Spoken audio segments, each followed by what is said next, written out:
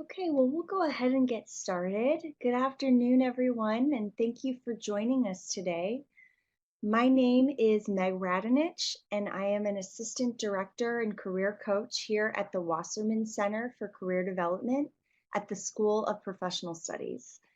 Today's webinar is a continuation of last week's discussion on what to consider before accepting a job offer.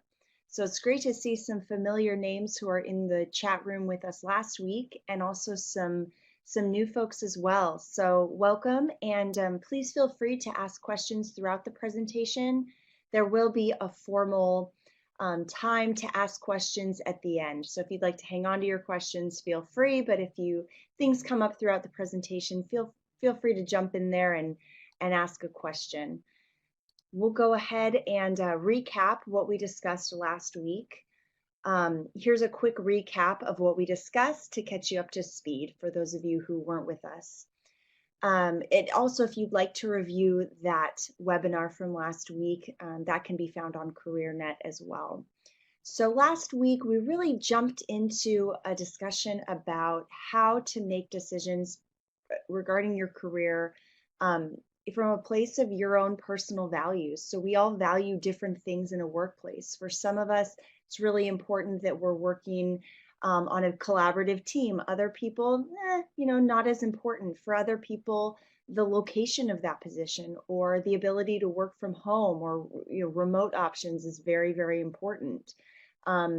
We did a little bit of a value inventory on what's important to us in a position and in a career.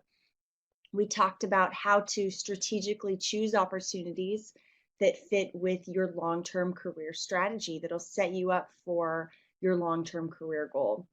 We also discussed ways to research and compile data on potential opportunities to make sure that it's a good fit. We talked about different resources online, many of which are free.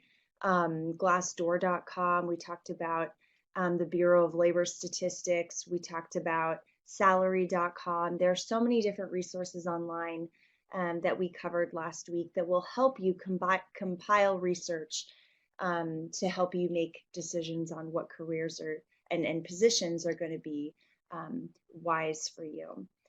This week, we're really going to be focusing more on salary negotiation, how to prepare for an offer, and then how to negotiate and get a salary that is going to be, reasonable and that you can actually live on and feel like you're being valued in this new opportunity. We're also going to talk about some tips for carrying out a successful salary negotiation, because really you want to demonstrate to your new employer through this negotiation that you are a strong communicator, you're persuasive, that you can remain likable while having difficult conversations. When you think about it, the salary negotiation in and of itself is almost part of the job interview process. You're showing that you know how to go to bat for yourself, you know how to use those powers of persuasion to get what you want in a way that's a win-win for both you and also the employer. And then we're also going to discuss how you can manage multiple offers at once and respectfully decline an offer without burning bridges while still seeming professional and gracious. There is a way to do this, and we're going to discuss it a little bit later in the webinar. Okay, so before we get started here, I'm curious, how many of you have negotiated a salary before?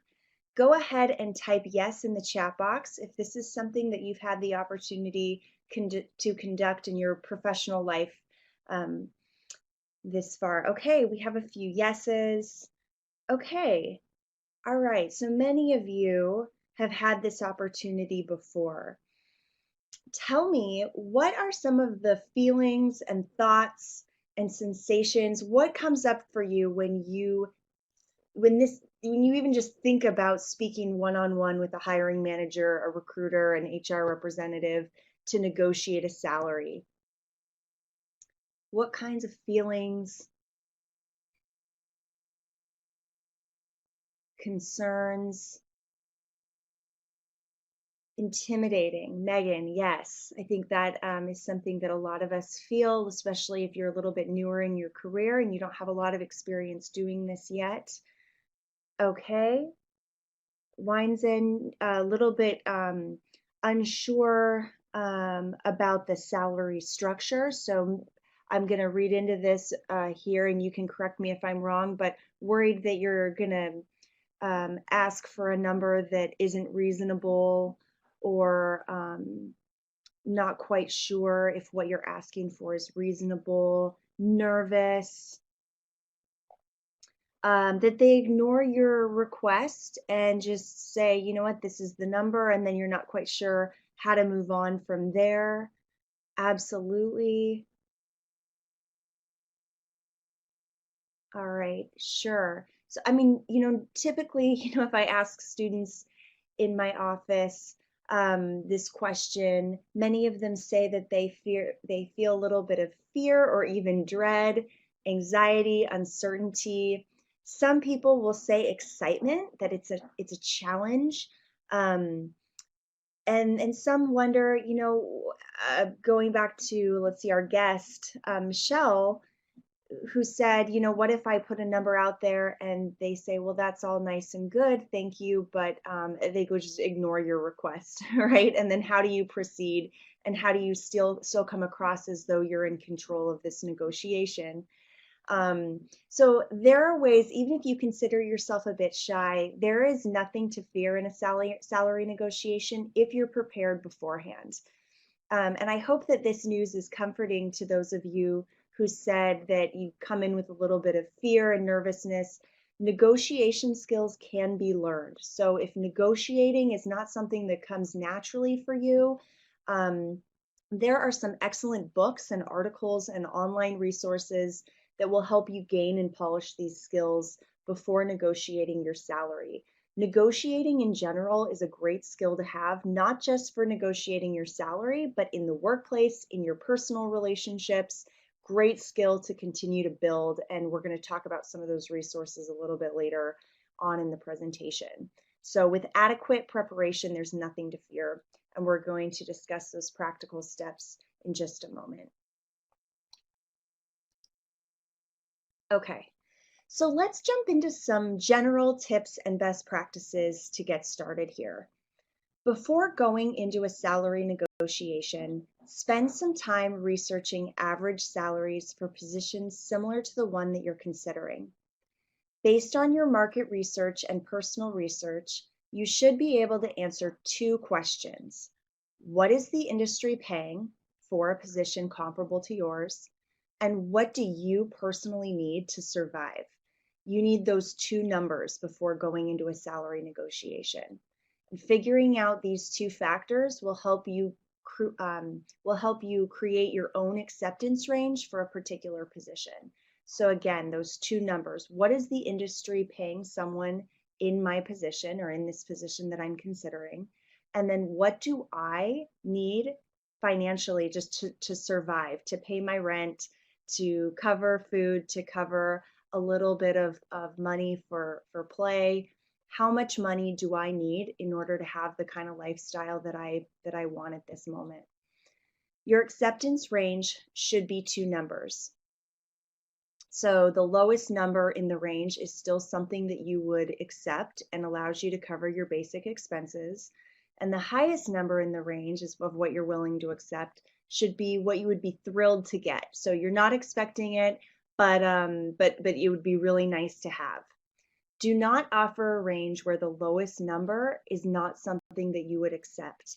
And do not present such a high number that you outprice yourself for that particular job or industry.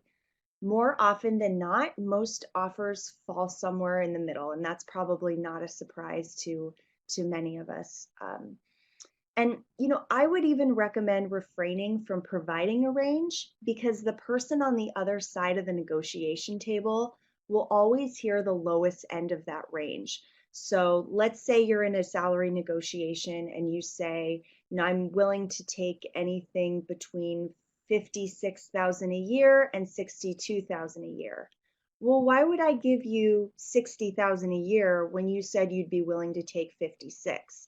So have a range in your head going into the salary negotiation, but I wouldn't disclose a range to the actual recruiter or hiring manager because again, that person on the other end of the negotiating table is going to hear the lowest number that you said you'd be willing to take. So it's okay to have that range in your head going in of what you're willing to accept, the lowest and the highest. But I wouldn't necessarily offer that range up to the recruiter. Just like you did in your research on company culture that we talked about last week, I encourage you to ask professionals in your network about salary. During an informational interview, you should never ask directly what a person's salary is. So that's not an appropriate question. But of course, you're interested. So let me throw this one to the group. Do you have any ideas on how you could ask someone how much they make without actually asking them the question, so how much money do you make?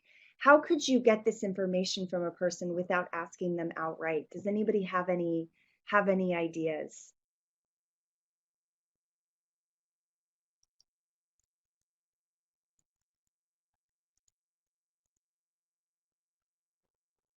Okay, great. Thanks, Michelle. So how much does this position pay given that the person has, this 2 years experience or they're coming in with managerial experience or something like that? Great.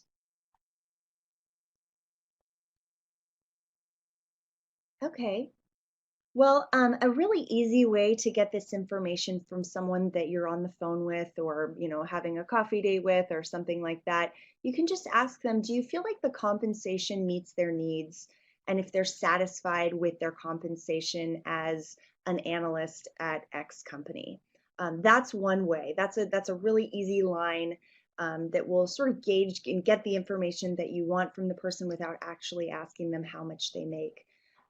You could even ask, what kind of range could I expect for an entry-level analyst position? And then that person, depending on how comfortable they are, they can give you a range. So they're not actually having to tell you how much they make, but they can give you a range. And that just gets the conversation going, and they might feel comfortable and give you, a specific number. Um, Now, another tip that I'd like to pass along to you for conducting a successful salary negotiation is to take the conversation off email. I know that many of us feel a little more comfortable having these difficult, sometimes awkward conversations on email, but I really encourage you to conduct your salary negotiation over the phone or in some cases even in person.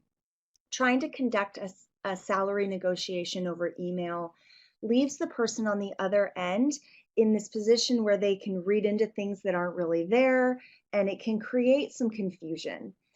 Negotiating in real time gives you an opportunity to demonstrate your strong communication skills, your ability to advocate for yourself, and shows how you respond in the moment. So again, it's almost like part of the job interview is showing that you can have these difficult conversations in the moment.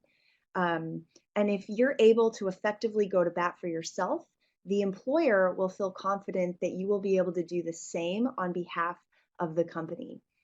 You're proving that you're someone who can have difficult conversations and you haven't even really started the job yet. So it's a good opportunity to instill, show your skills to those folks who are hiring you on the other side of the table. And finally, be authentic. If you, it can feel uncomfortable to ask for money from someone who you barely have a relationship. I completely understand that. And it's basically what you're doing in a salary negotiation.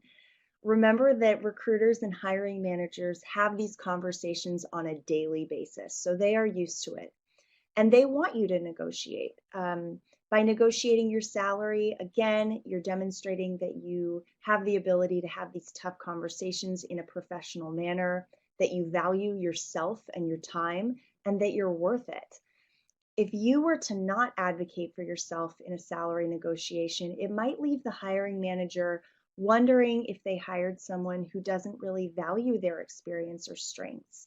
So feel free to negotiate. And we're going to talk in a moment about, when you're an when you're entry level talent, how much should you be negotiating? We'll get to that because I'm sure it's on many of your minds. But for those of you who worry about coming off aggressive or demanding in a negotiation, there are ways to soften your requests when asking for what you want. So, for example, try using qualifying words. For example, you can say, if I may, or with your permission, I'd like to suggest X number, as I've done the research and found that this number is fair compensation for the position. Remain grateful, enthusiastic, and gracious throughout the negotiation. There's no reason why this should ever turn adversarial. There is a way to come out of this with them winning and also with you winning. Both parties can get what they want in this negotiation process. So every time you ask them for something, follow it up with some excitement or enthusiasm. Consider your tone of voice and remain positive and solution focused. So some considerations for entry-level talent. Resist the urge to accept a position on the sole reason that it offers the highest salary of your options. And we talked a lot about this last week in part one, that there are other important considerations to make outside of salary. While salary is an important consideration, it's crucial that you consider how this opportunity sets you up for your long-term career goals, especially as an entry-level professional. You should be asking yourself, will this position launch me into the social networks that I need to work in this industry and be successful long-term? As you're starting out, working for a supportive supervisor who's going to take a personal interest in challenging and developing you, who's going to throw new projects your way and really mentor you through those, that might be more valuable in the long term than a few extra $1,000 in your paycheck every year. So assess, what is important to you, especially as an entry-level professional. Salary isn't necessarily always the most important thing, especially when you're starting out. Access to a well-connected supervisor who's going to set you up for a better opportunity in the long run, I would take that over a few extra $1,000 a year personally if I were an entry-level professional. And so just something to consider. As an entry-level professional, you don't have a lot of experience to leverage yet, so it does make negotiating a little bit tricky. That's something to consider when you are negotiating that first salary is, you don't have 10 years of work experience under your belt. So, it's okay also to accept a job, to remember that, you're not always going to have your dream job sitting there. There's nothing wrong with taking a job until you find what's next. That's just being realistic. Okay, so we talked a little bit about one way to ease your anxiety surrounding a salary negotiation is to really do your homework and your research to be prepared beforehand.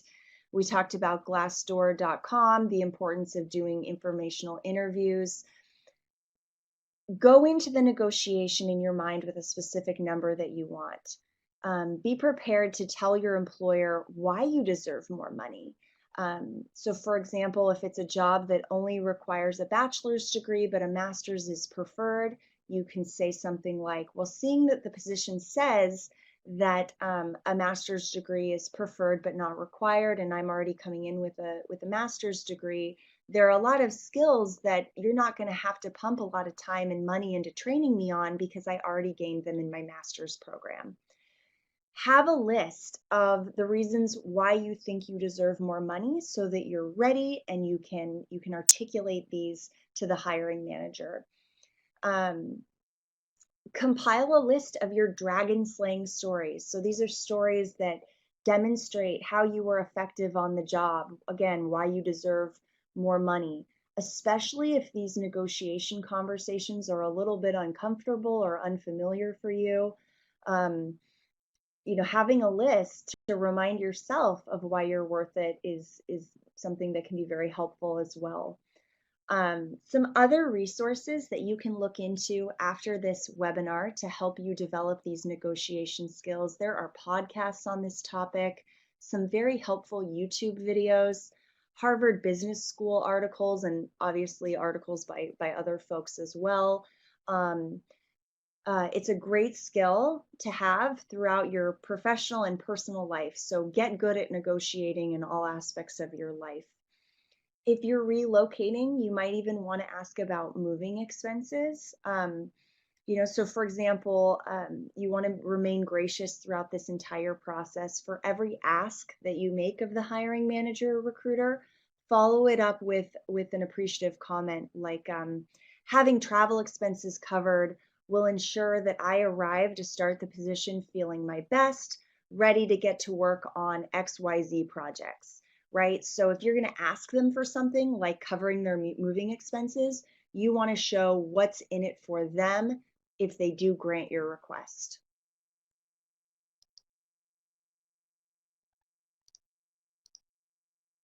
All right, so it's always helpful to get an alumni perspective from the folks who have been there recently. This is Elizabeth Rhodes, and she's a 2016 graduate of the Human Resource Management program. She offers some advice that she wished that she had before going into her first salary negotiation. She highlights how important it is to know the questions to ask before the negotiation conversation. So she says, my rule of thumb is always take the time to consider the entire office package, including salary, bonus, and benefits. For my first job, I was so excited to get a full-time offer that I didn't give myself time to consider all aspects of the package. I only looked at the base salary and didn't consider bonus eligibility. Once I started the position, I realized that I was not bonus eligible. This was a factor that I wish I could have would have negotiated up front, either in the form of an annual performance bonus, a signing bonus, or a raise in salary. I've never made that same mistake twice. And when I talked to Elizabeth about this, she said that the other positions did offer the bonus eligibility, but she didn't really know that that was important, and she just didn't give much thought to it. This is where conversations with other folks working in your industry is especially helpful. Um, yeah, so that's a wonderful tip, and hopefully you can take that into your next negotiation, because that's something that she would have negotiated with the recruiter. She would have asked about, and would have been a factor in her final choice. Okay, let's talk a little bit about managing multiple offers. And yeah, actually this is a great problem to have, managing multiple offers and feeling unsure about which position is right for you. That's a great problem to have. It means that you're in demand and you've got a few opportunities and options to choose from. How can you approach this scenario with professionalism? Let's ask our resident recruiter, Nicole. If you remember from last week, Nicole gave us some helpful tips. And she recommends honesty and transparency if you find yourself in the position of considering a few offers at once. There's no need to hide the fact that you're a professional in demand. It's okay to disclose to a hiring manager or a recruiter that you're actively interviewing, because you want to have a good frame of reference for making your decision. Revealing that you have multiple companies considering you for open positions can only strengthen your value in the eyes of a recruiter. It shows that you're in high value and you're unwilling to settle for just any job that presents itself. You want a right fit. Feel free to share with the recruiter that you are in the interview process and that you're interviewing with multiple companies. That is an okay thing to tell a recruiter. You can even give them details like, I have a second interview on this date, after which you can expect their decision and you'll have a little bit more information for this other company. Or you can tell them, I'm having my references checked and I'll know by this date whether or not I have this other opportunity.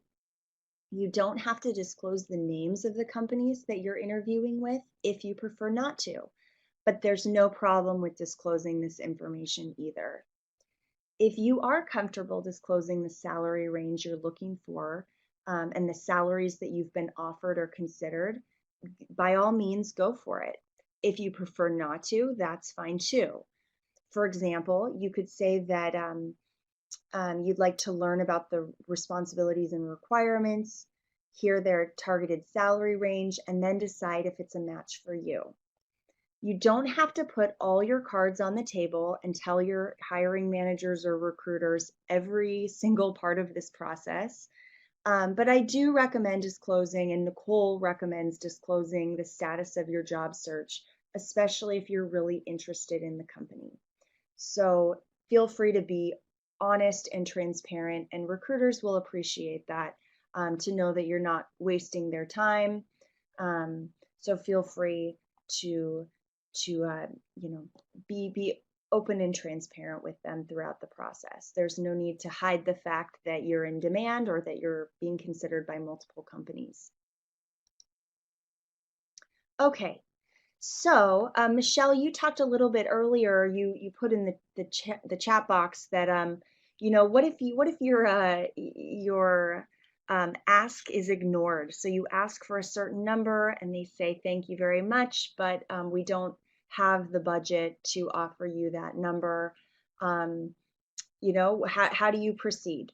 So if a hiring manager is not flexible with your salary and the proposed salary, express gratitude for the offer, and you can ask for a few days to think about it, or you can just say, I really appreciate the offer, but due to my current situation, I really can't accept anything less than X number. If you do take a few days, to consider or not whether the salary is workable given your current situation. You are well within your right to ask for more time. During these days, when you're thinking it over, consider any aspects of the job that might save you money. So let's say they're not really willing to give you the salary that you were hoping for, but it's a job that is a 5-minute commute from your house. Perhaps the company has offered to cover part or all of your master's degree. These are amazing perks that will maybe help you, feel a little bit better about taking that lower salary if it means that you get all of these perks with it. Or, if the position offers a relatively stress-free work environment, perhaps you'd rather take a position that offers less pay, but one that's going to provide a stress-free environment. Just remember, and we've talked about this throughout the webinar, that the paycheck is not everything. Keep in mind that you can always accept the offer and ask the hiring manager if you can revisit this conversation in 6 months, right? That's something certainly that you can ask. Let's say in 6 months I'm performing really well and I'm exceeding expectations.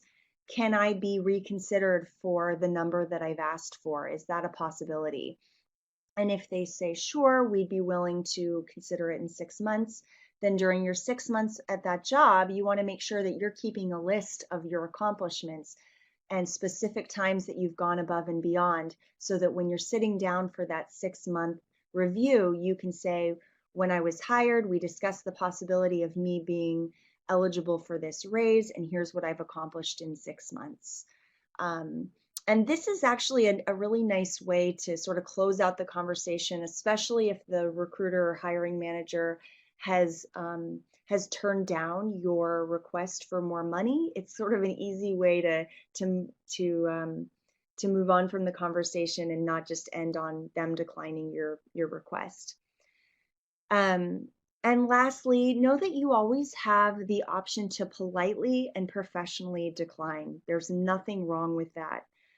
Again, we talked earlier about when you have your lowest number that you're willing to accept, and if this position cannot give you what you need to live and keep the lights on, there's nothing wrong with expressing gratitude and saying, I appreciate the job offer.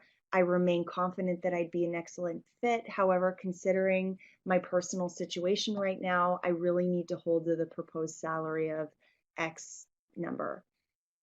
It does not seem, possible at this time, but I do remain interested in the position and any future positions that would pay X amount.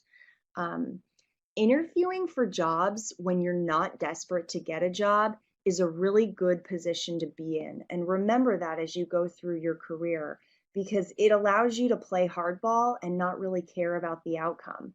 So, for example, let's say you're doing well in your entry level job, but you're just, you're kind of curious what other positions are out there, how much money you can get.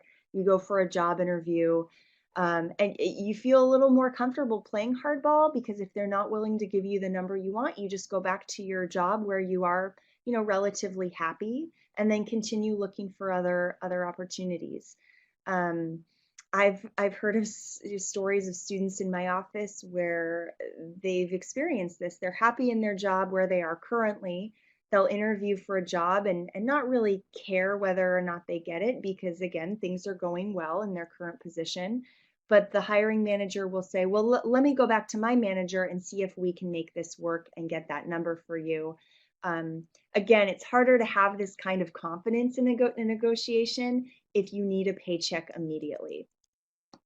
So again, even when you're thriving in your career and everything's okay at work, it doesn't help to do an interview every now and again just to polish your negotiation skills and to get practice asking for a number you're not quite sure you can get. You may be surprised and find that you're worth that much to an employer. So it allows you to think of negotiating as more of a game, and you're not working from that survival mode point. And again, I can't emphasize enough how important it is to consult your career coach here in the Wasserman Center. That's what we're here for. We will help you through every step of this process because negotiations are complex, and there are many moving parts. And Michelle, it looks like um, you've experienced where you've maybe been ignored, or let's see, but they did pay for your gasoline for travel as compensation.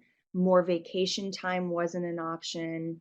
Um, and then when HR went to revisit this conversation about your salary, they had amnesia.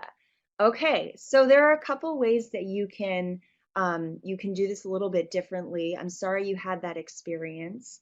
What you could do is you really you really could write down the date that you had this the initial salary negotiation. You could take notes on that conversation, have the date, the time, have it in writing.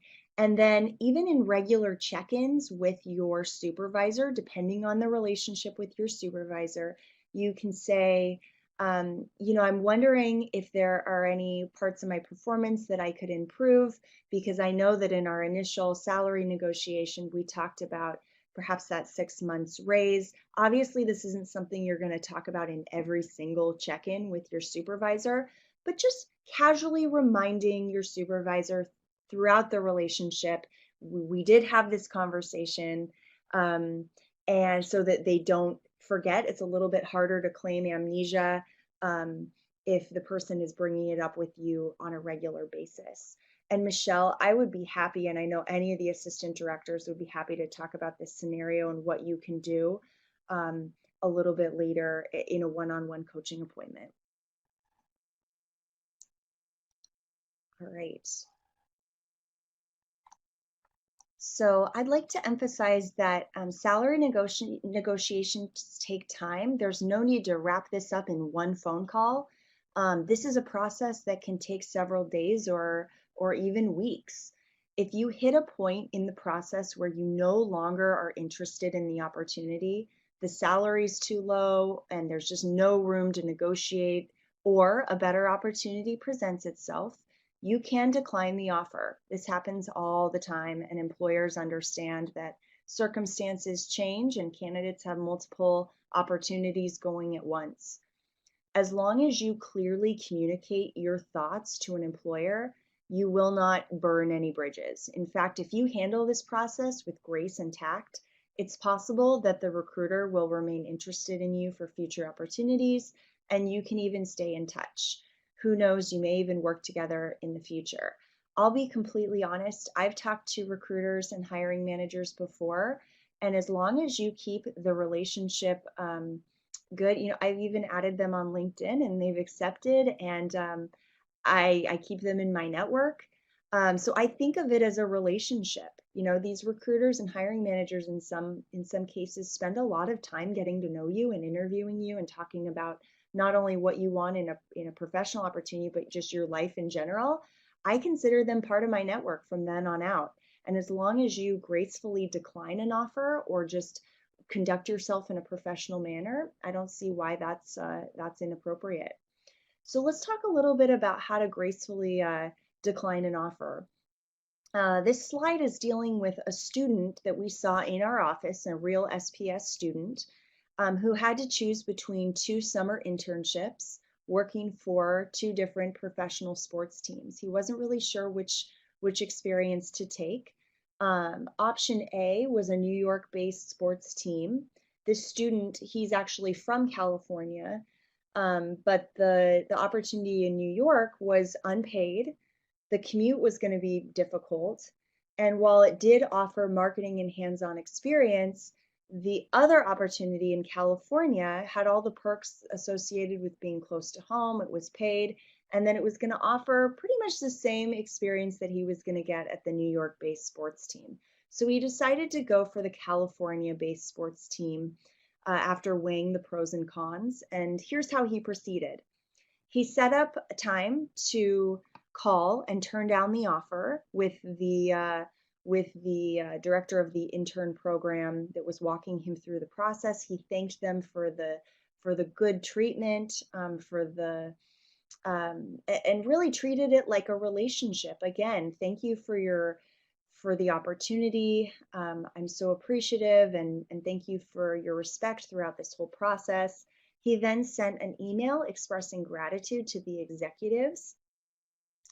Again, remember that industry circles are small, so as much gratitude as you can express for the good treatment you received throughout the process, because who knows, you may work with this person again in some capacity.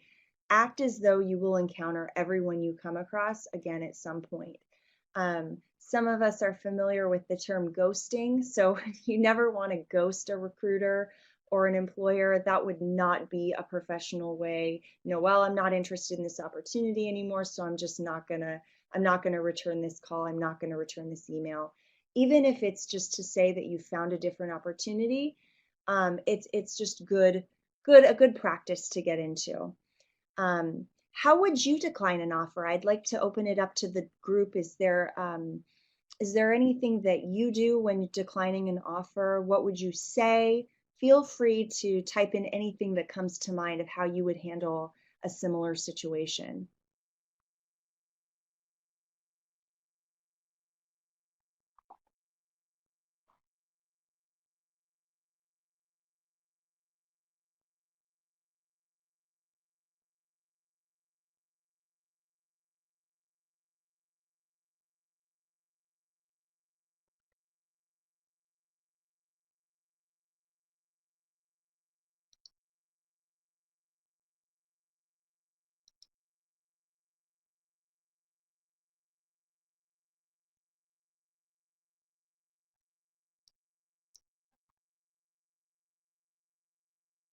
I'm curious to see what ideas the group has.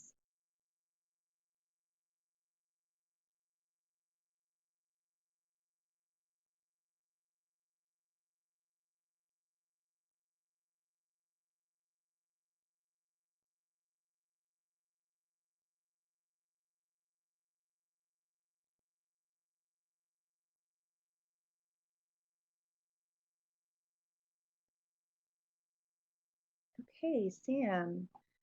Thank you for the amazing offer, but unfortunately, I'll be joining this other organization.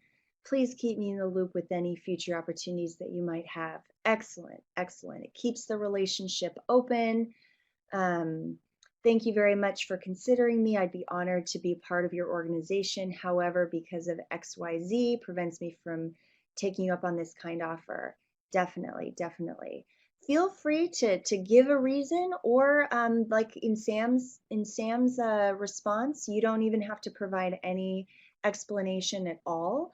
What has sometimes happened with students, or even just me personally, you'll decline an offer, and if you don't give any reasons, the employer might come back and say, may I ask a little bit more about why you didn't take the opportunity? And then you can say, it's salary, it's commute, it's the flexibility factor.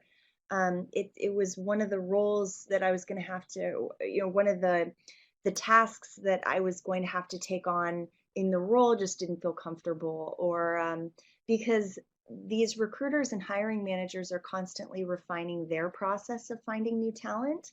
And so they, in some cases, may ask for your feedback. Great, great, really good. Um,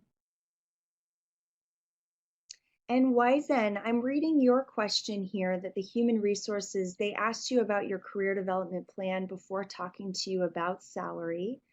um, and you felt like that they were sort of asking you about your plan, and that would somehow impact the salary that you were offered. That's a very complicated thing, but I think it's smart. You were listening to your instincts. It seems like that was you felt like they were asking you that because it was going to impact your salary. That would be a great um, topic to come in with, to talk one-on-one with a career coach. I say follow your instincts on that one. I'm gonna go ahead and just disclose, when I go in for a job interview, I tell that employer that I'm planning to be there long term, that I see myself moving up within the organization, but again, I am also very careful to ask for the specific number that I want. Because I can also see how, if you say, well, I'm going to start here and I'm going to stay forever, they might say, well, since you're going to be here long term, we might as well start you at the bottom and give you a chance to work your way up. Like there are different ways to sort of view this. So since it is such an individual question, that's one that would be a great topic to come in for career coaching, to work one-on-one with a coach on that one. Um, Definitely. Okay, so as we wrap up here, let's do a little bit of a review of what we've discussed today. In a salary negotiation, do consider the entire compensation package. Share your timeline with recruiters and hiring managers. There's no need to hide information or to, um, it's okay to say I'm being considered by multiple companies right now, as we discussed.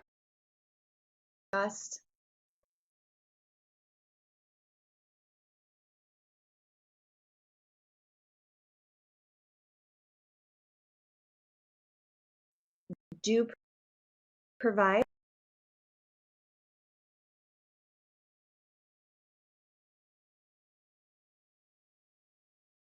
a specific number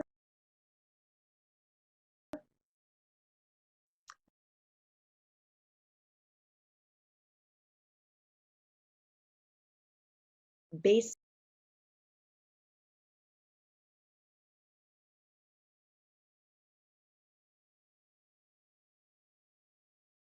on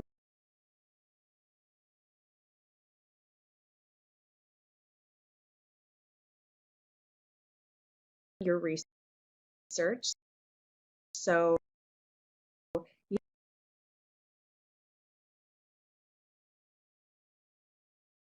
it's one thing to say, I think I'm worth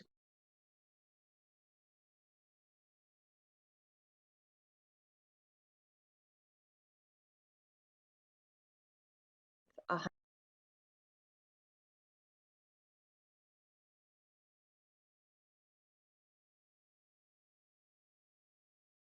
100 grand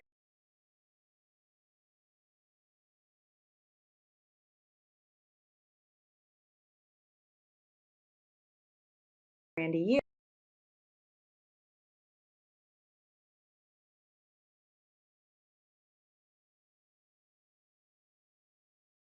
year.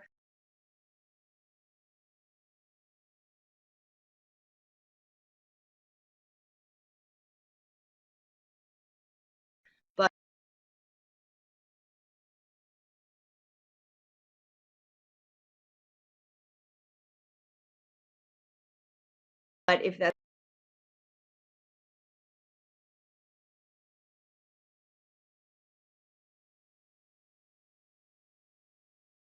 not the going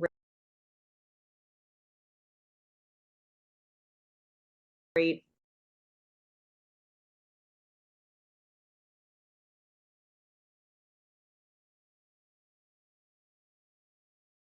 for someone in your position,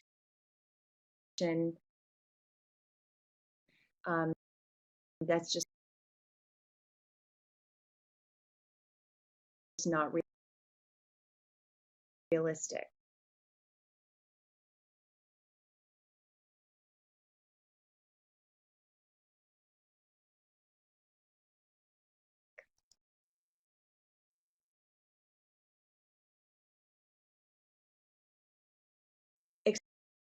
Express gratitude.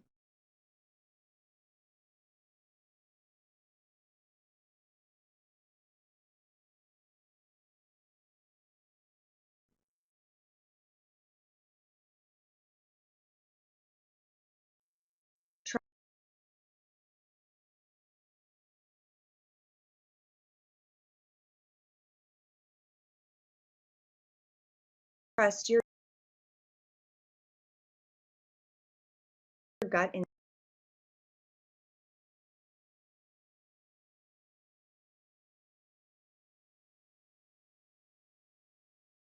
instinct on this.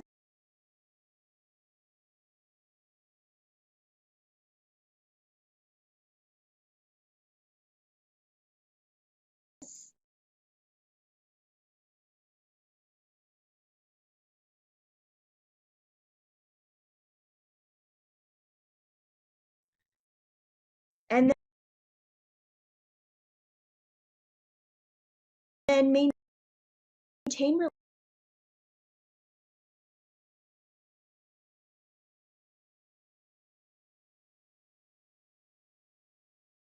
relationships with recruiters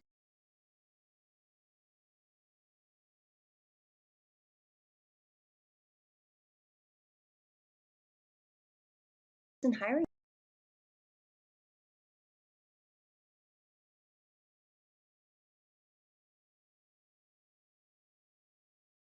managers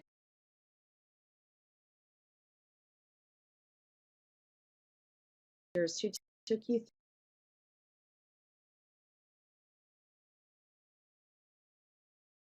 through a hiring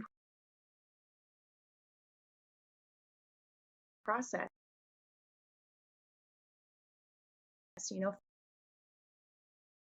Follow them on LinkedIn every now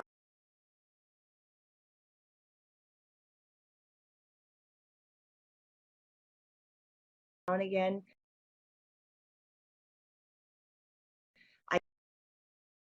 I get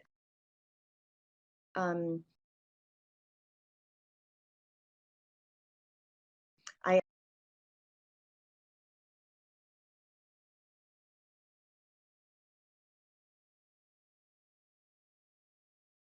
I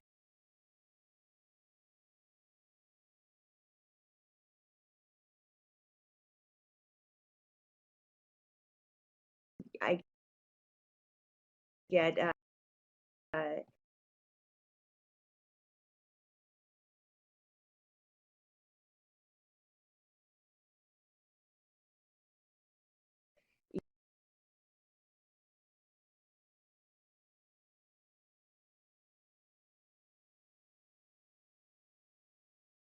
link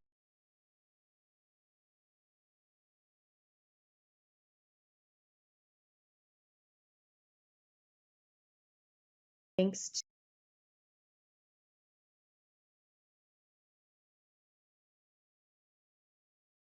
to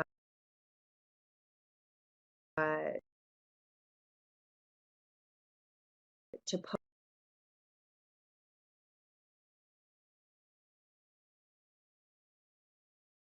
posts that recruiters are writing, and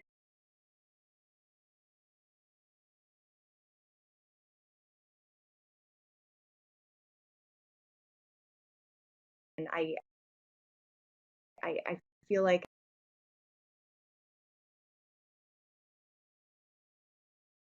I sort of know them, and I can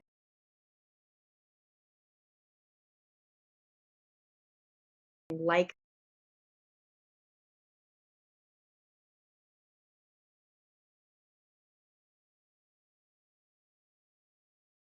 their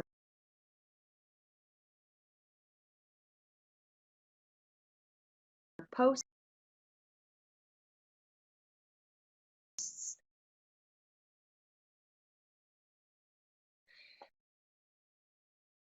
Um,